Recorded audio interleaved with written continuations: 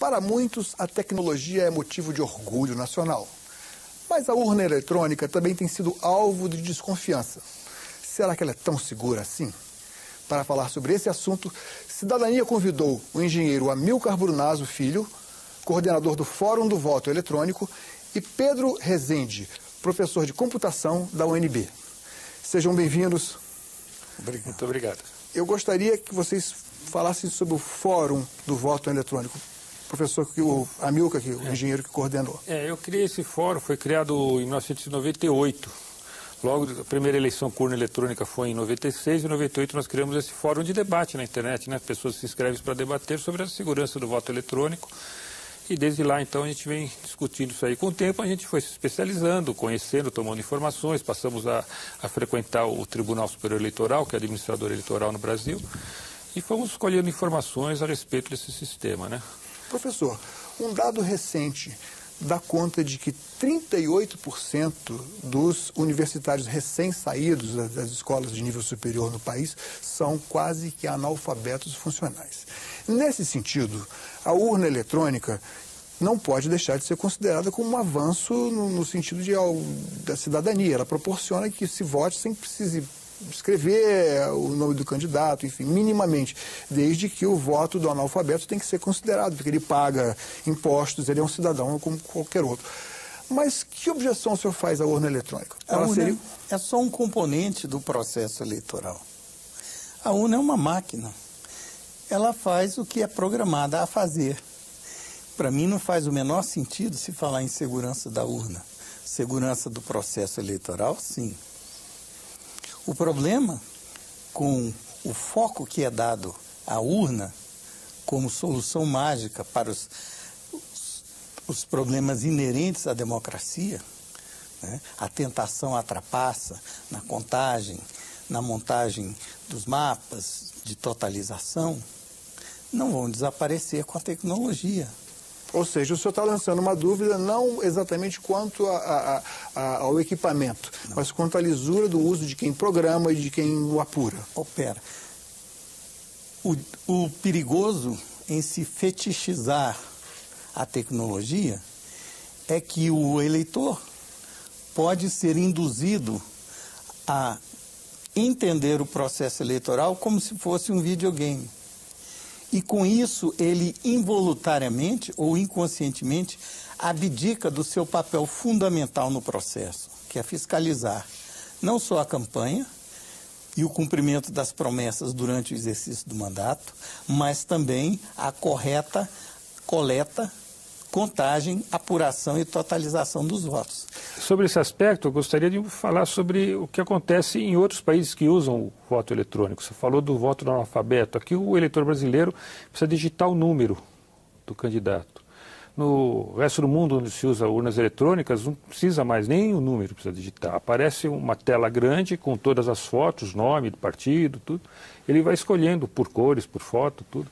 Então existem muitas maneiras de facilitar o voto que estão bem mais avançadas que a urna brasileira. Não tem nada a ver, nesse caso, com o aspecto de segurança. A gente está falando sobre usabilidade, né, facilidade de uso. A nossa urna já está bem atrasada. Ela parece um telefone de teclado comparado com um smartphone. No resto do mundo, o pessoal usa a tela para votar, né? Bom, quando surgiram dentro do fórum as primeiras desconfianças e por quê? A desconfiança surgiu imediatamente. Quando nós percebemos, a primeira desconfiança foi que o número do eleitor, a identidade do eleitor é digitada na urna pelo mesário no momento que ele vota. Ele vota, para votar o número do carteira dele é digitado naquele terminal do mesário que foi conectado na urna. Isso permitiria que um software eventualmente modificado, adulterado, identificasse quem votou em quem. Ao tentar descobrir como se dava essa garantia, se era identificado ou não, nós descobrimos que não havia as outras garantias também, não havia garantia de justa apuração. O sistema eletrônico de votação tem que ter duas garantias, que não viola o voto, que registre e conta corretamente o voto. Ou seja, o sistema não fornece isso. Que também houvesse uma comprovação do voto impresso. Algum registro do voto, normalmente é o voto impresso, pode ser também escaneado? Pode ser também o voto escrito que é escaneado. Também alguma coisa que o eleitor possa ver.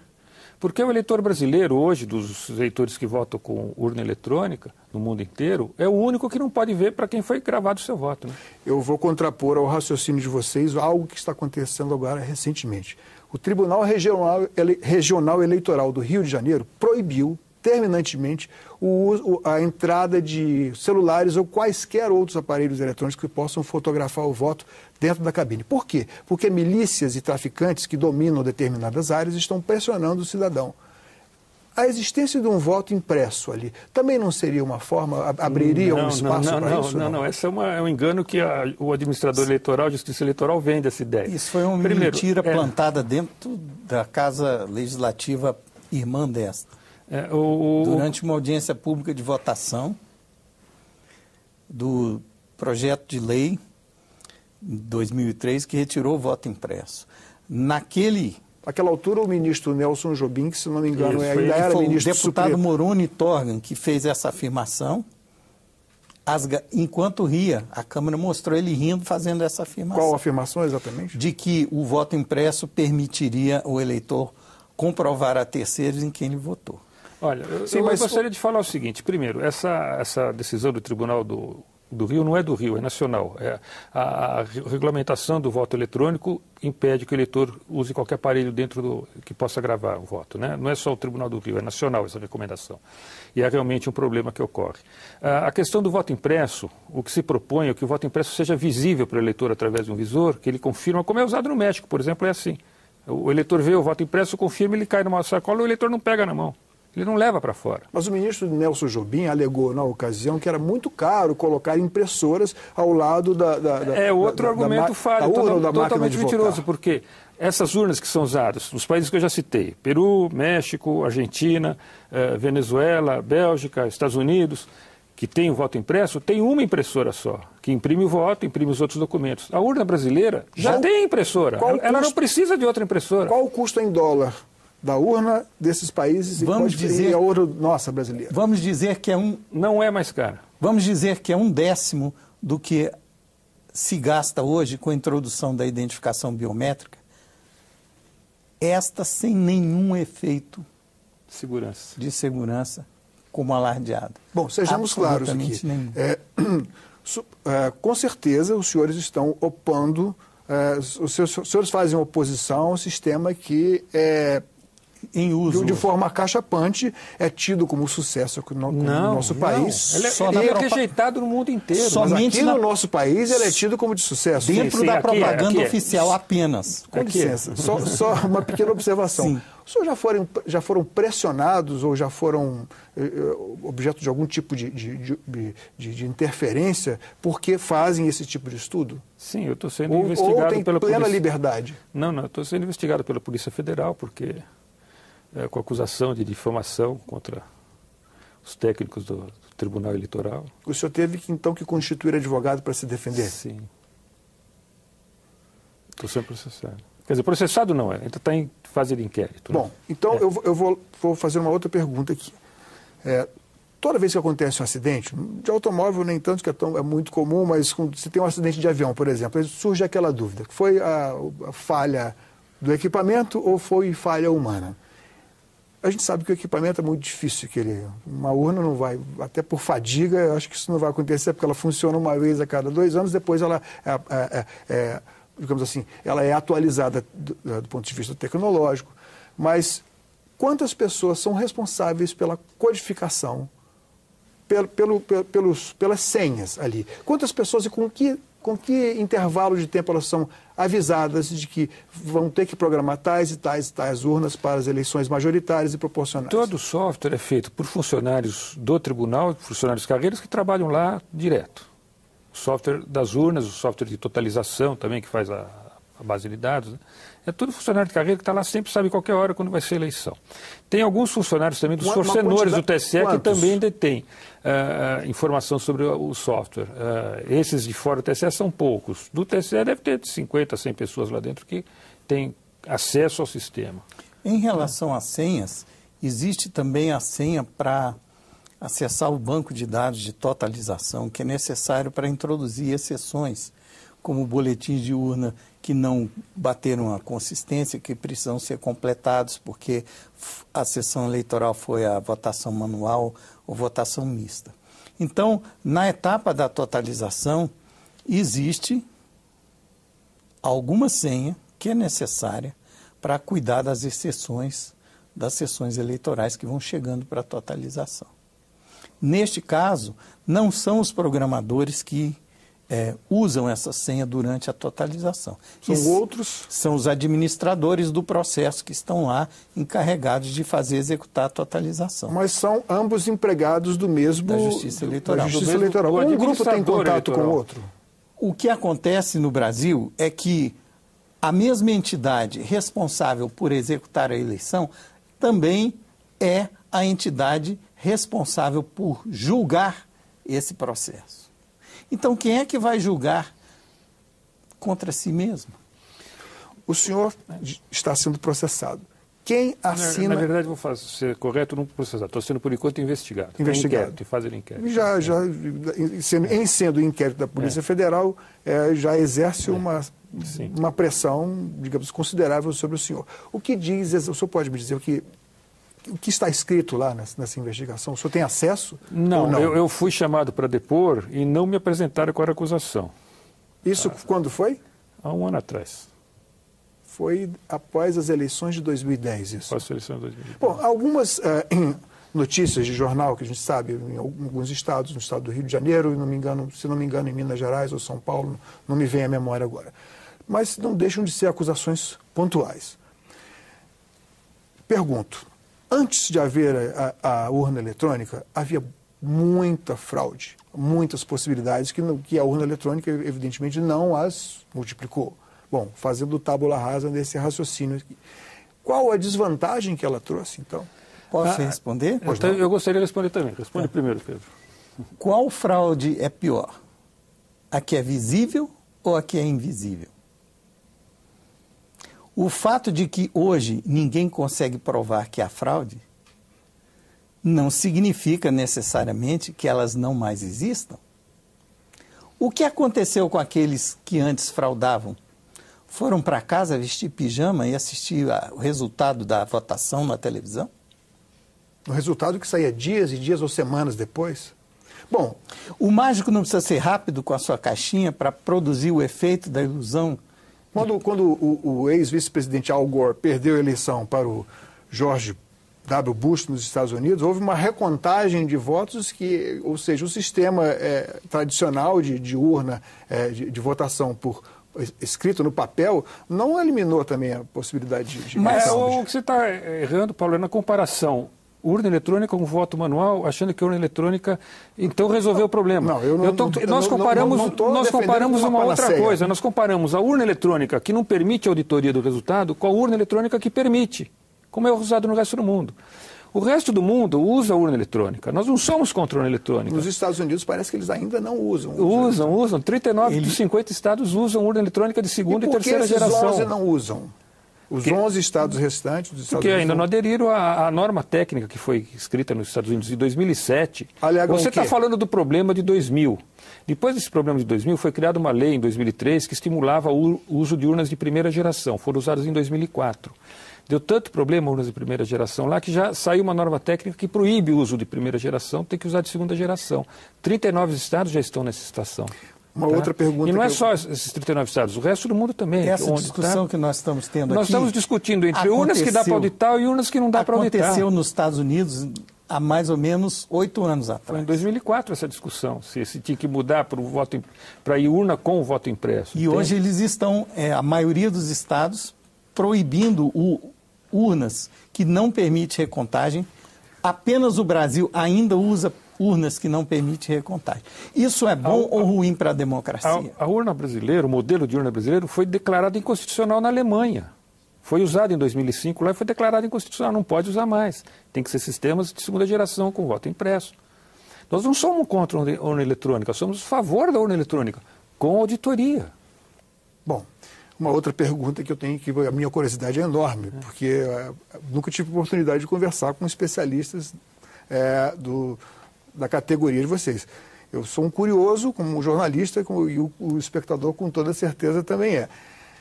O que vocês acham, a opinião de vocês sobre a pequena discrepância que existe entre as pesquisas pré-eleitorais dos institutos de opinião e o resultado que sai nas urnas? Como vocês explicam que raramente os institutos erram? Olha, Ou também há um conluio entre os dois? Eu posso levantar uma hipótese com uma pergunta retórica. O telespectador possivelmente já ouviu falar do Instituto Gallup. Não é? O Instituto Gallup é o maior instituto de pesquisas de opinião do mundo. O Instituto Gallup faz pesquisa de opinião no Brasil. O Instituto Gallup faz pesquisa de opinião eleitoral em outros países, mas no Brasil o Instituto Gallup não faz pesquisa eleitoral. Por quê?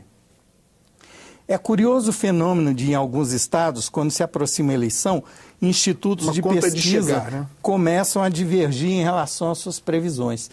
Só um dos dois vai acertar. Agora, vamos raciocinar... O senhor quer falar, o senhor quer dizer, dois institutos diferentes começam a... Divergir em relação às suas previsões. Suas próprias, cada um em relação à sua própria previsão anterior. Um instituto prevê que candidato A vai vencer a eleição com tantos por cento de diferença. O outro instituto prevê que candidato B vai ganhar a eleição com tantos por cento de diferença. Ou que vai empatar, né? Bom, eu tenho uma séria desconfiança que uma margem de 3% para mais ou para menos é demasiado. Uma vez perguntaram ao presidente de um desses institutos de pesquisa, só me recordo o sobrenome dele, que era Montenegro, por que com a votação eletrônica os episódios, os casos em que o Instituto errava além da margem de erro prevista, o que deveria ocorrer uma vez em 1000, por que isso estava acontecendo com uma frequência bem maior do que a estatística previa? A resposta dele me fez rir. Ele disse que com a urna eletrônica, o eleitor muda de opinião muito rápido. Agora, o que o eleitor talvez não tenha percebido é que a opinião do eleitor pode mudar depois dele ter apertado as teclas. Com a urna eletrônica, ele não tem como saber se isso aconteceu ou não. Isso tudo seria sanado se lá em 2003 tivéssemos aprovado em lei que a obrigatoriedade de termos a cada urna eletrônica acoplada a uma impressora. Não, foi aprovado em 2002 e foi revogado em 2003. Voltou a ser aprovado em 2009... para valer em 2014. E os ministros do TSE... Os ministros do TSE e do STF, que são os mesmos ministros, né, suspenderam a lei. A lei foi aprovada nesta casa, principalmente por força dos deputados, passou pelo Senado, veio para cá, que eles aprovaram a lei 12.034, artigo 5º, que diz que em 2014 todas as urnas eletrônicas deveriam ter o voto impresso, conferível pelo eleitor. Não é para o eleitor levar para fora, é para ficar dentro da sessão eleitoral. Sem contato manual. Essa lei foi suspensa pelo STF, agora, há um ano atrás. Eles suspenderam. Os ministros do STF são os mesmos ministros administradores eleitorais. Eles são os administradores eleitorais, eles suspenderam uma lei aprovada nessa casa. Lamentavelmente, tudo isso que nós estamos conversando também se aproxima muito de uma narrativa de teoria conspiratória. Não, eu estou falando fatos. Sim. Eu estou falando que a lei foi aprovada e o administrador eleitoral revogou uma lei aprovada pelo Legislativo. Quem é o administrador eleitoral?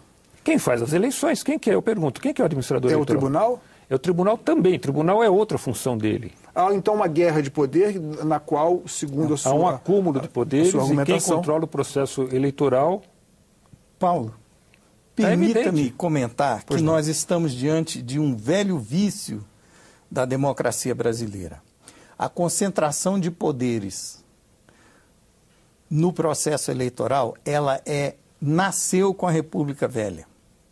Naquela ocasião, o poder que controlava as três facetas do processo eleitoral, normativo, executivo e judicativo, era o poder legislativo.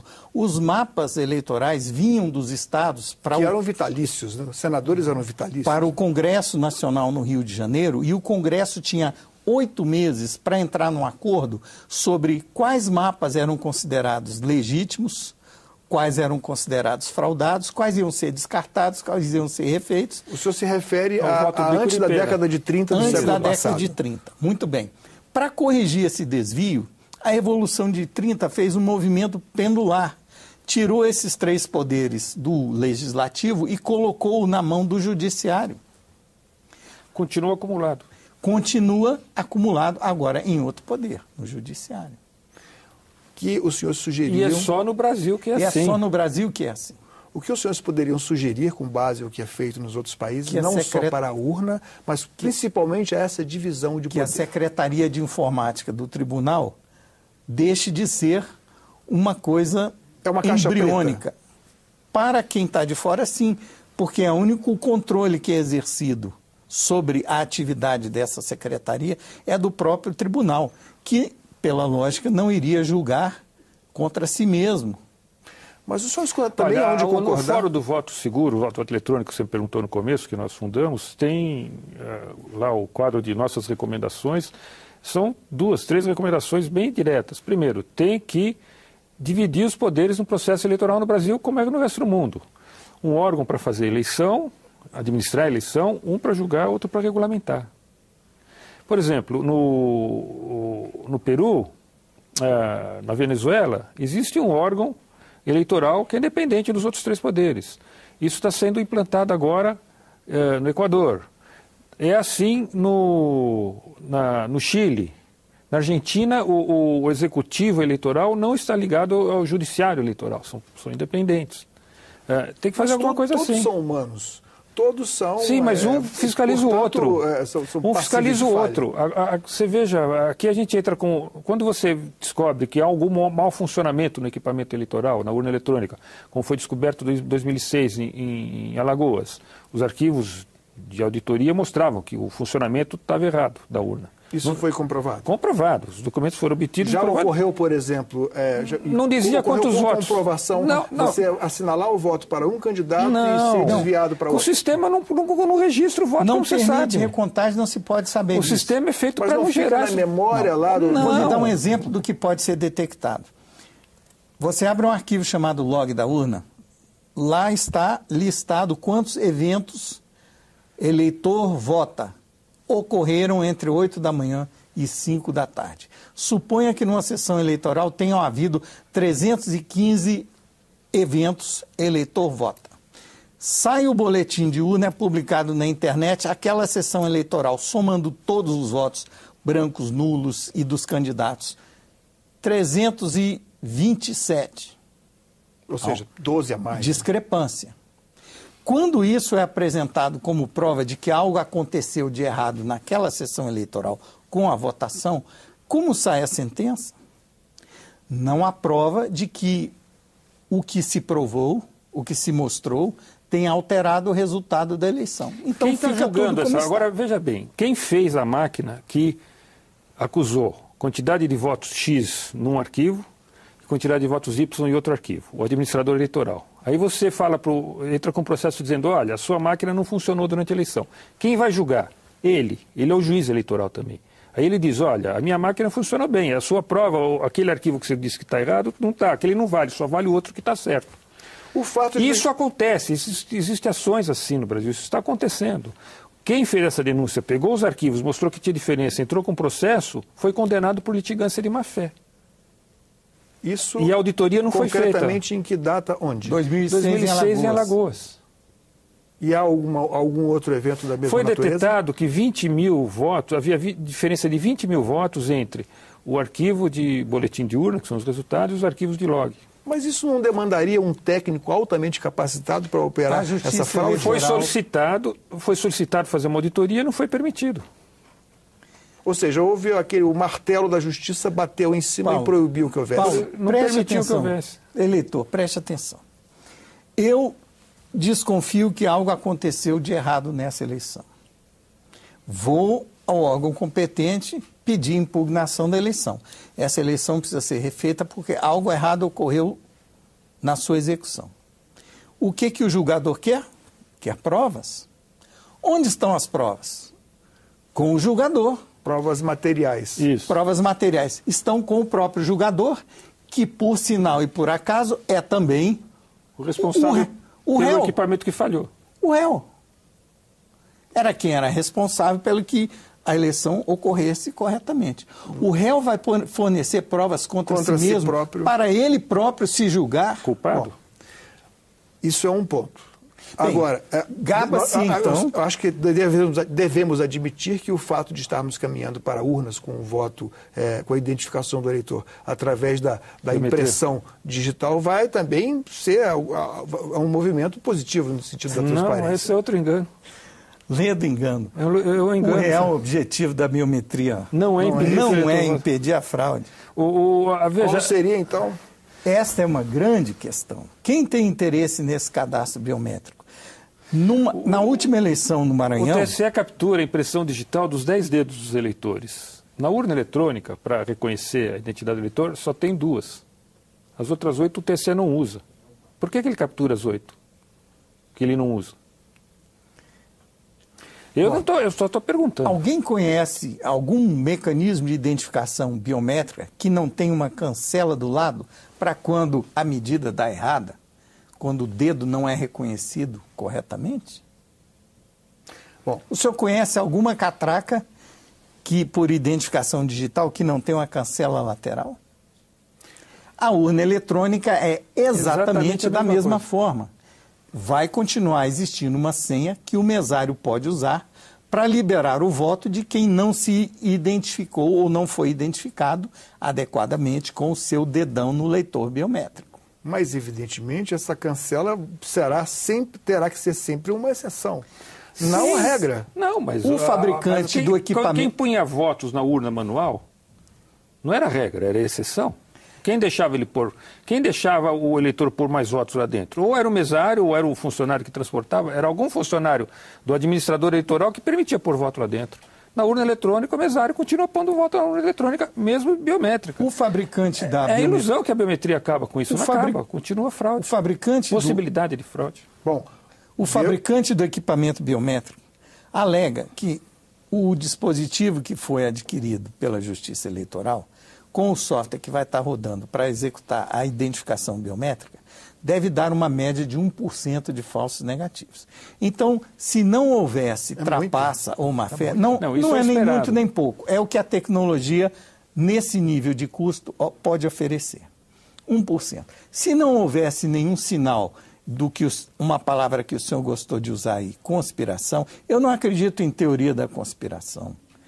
É só olhar no dicionário o que significa conspiração. Não precisa da teoria. Em algumas sessões eleitorais na última eleição, 2010, 67% dos eleitores teriam dado identificação falsa. Em alguma... Isso 60%. É fato. A média nacional... isso é a média nacional com dados do TSE. A média nacional, de onde houve urnas biométricas, foi 7% de falso negativo, de não identificação. Urnas a média nacional. Ou seja, E com picos de 60%. Houve uma urna que 60% dos eleitores que votaram, eram 240 eleitores, 100 e tantos, não tiveram impressão biométrica rejeitada e o mesário liberou para votar. Agora, eles não tiveram impressão digital e o mesário liberou, ou o mesário liberou porque quis? Isso é dado, é documento, está documentado. Tem uma frase de um criptógrafo famoso chamado Bruce Schneier, que vale a pena citar nesse programa, nesse momento. Ele diz o seguinte: quem acha que a tecnologia vai resolver os problemas da natureza humana não conhece nem a tecnologia, nem os problemas da natureza humana.